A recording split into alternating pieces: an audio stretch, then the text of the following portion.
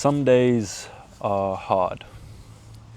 You know, today was a day like that for me, where, I can feel I'm a little bit underslept, the mood's low, the negative thoughts are turned up, I've got terrible hay fever, which doesn't help. The patience isn't quite there, and I can hear the internal monologue in my head just kind of like taking a little bit of a turn, quite negative. There's that negative temptation to just be moody about things inside my head. And I think everybody has these days, and it's important, one, to realize that that's okay. It's okay to have a hard day. It's okay to have a day where you're not quite feeling it. I noticed today there was things yesterday that I was feeling inspired about. And today when I thought of those same things, well, I just viewed them in a lot more of like a negative light. And I realized the discrepancy between the two. And I just thought to myself, this is okay. I'm not going to beat myself up for feeling this way. It's not wrong to feel that way.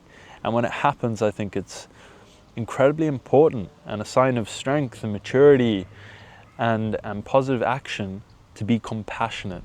Take your foot off the pedal, be compassionate and say, hey man, it's okay to feel this way today.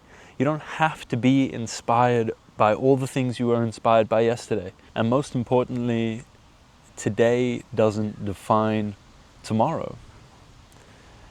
Today doesn't define your month. Today doesn't define your week. Today doesn't define your year. It's okay to have these days. I find myself falling into the same trap that I normally fall into, and that's worrying about whether I'm going to be able to do all the things I want to do.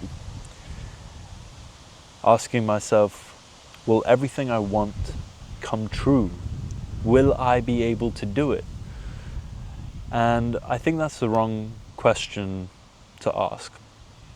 So instead I ask myself, will I settle for less?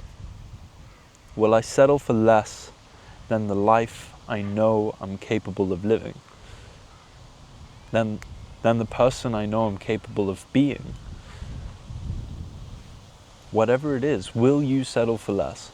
And hopefully the answer is no. So don't you think, after all this time, everything you've been through, that you might actually owe yourself just a slither of trust? All we can control is the aspirations of who we choose to be, who we want to be in every moment. And that doesn't always have to look like rainbows and sunshine.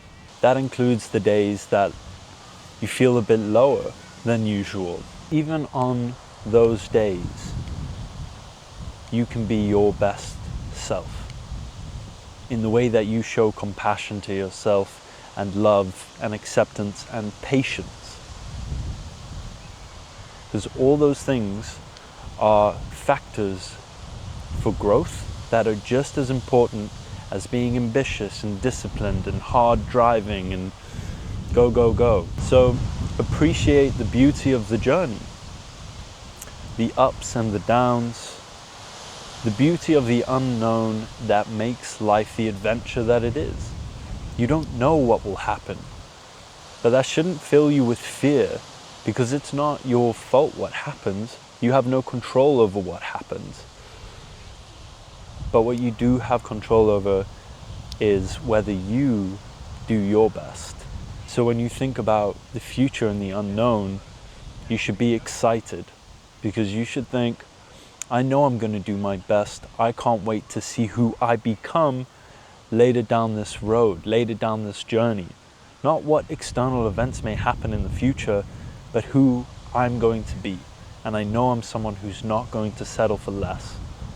So you should be excited when you look forward into the future, and the way that you look forward into the future, whether that fills you with anxiety and fear and doubt, or whether that fills you with hope, excitement, and anticipation, should be a guiding factor to whether you're looking at it with a positive or negative perspective, or whether you're focusing on the things that you can control or can't control. None of us know what's going to happen, but I know you're going to do your best, so don't worry about anything else.